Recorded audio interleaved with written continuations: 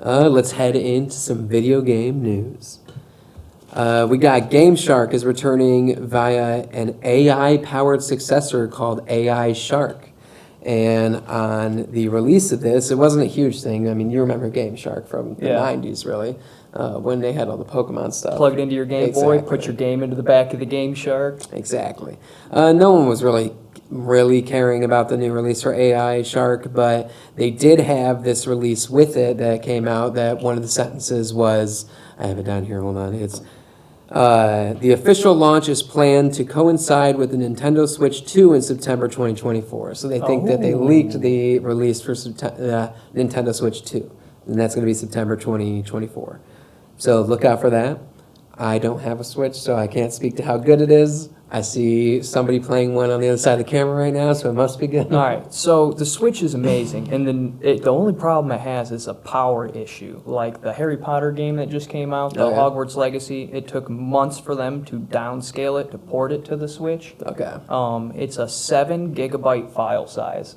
And I mean, it was a 50 or 70 gigabyte, 50 gigabyte game. Yeah. So they dumbed it down so much. It really cannot run anything, and the Switch 2 is supposed to just boost the power. Okay.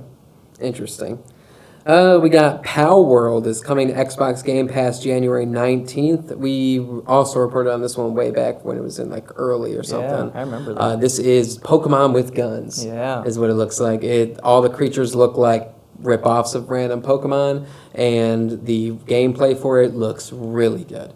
It looks like you are just you're capturing a Pokemon, giving it a weapon or something. I Pokemon in quotations here. Yeah. Giving it a weapon or something, and then just absolutely massacring other people and eating them, destroying them, everything. It looks like it's going to be a good It is time. adult Pokemon. Oh, yeah. So I'll definitely be picking that one up January 19th, and it's Game Pass day one, so. Cool. Yeah. Last one I got. 10 years after the release of Smite, Titan Forge Games is rebuilding the game in a new sequel, Smite 2. The closed alpha testing begins this spring, so make sure you look out for that and apply for it. Yeah. I believe the switch for Smite to Smite 2 is from Unreal Engine 4 to Unreal Engine 5. Okay, so it should look gorgeous. I think I saw the report was they're updating Unreal Engine 5. The only reason they're calling it Smite 2 as the new game is because if they were to take all the skins, characters, everything from their game in Unreal Engine 4, updated to Unreal Engine 5, it would take something like a year or something to update all of that, just transferring over. I bet. I mean, I feel like it said 264 days. days. From the ground up. Yeah, but I could be wrong. Maybe it was 264 years, but that doesn't sound right. No. I think their first exclusive champion for Smite 2 was Hecate or something like that. I don't know the name. But yeah, definitely look out for that and get into the alpha testing for it. I'll be signing up. I can't wait. Yeah. For my video game news, we've got Fortnite. We talked about it a little while ago about this mom that was suing Fortnite. Yes. The gambling or something. Or getting addicted. For being addicting and like aggressive trade tactics to get children to buy things. The lawsuit passed. It caught the FTC's Federal Trade Commission's attention. Wow. Okay. They started butting into the lawsuit that was happening, and a huge $520 million lawsuit was placed against Fortnite's developer, Epic Games. And $245 million of the settlement is being paid back out to the gamers.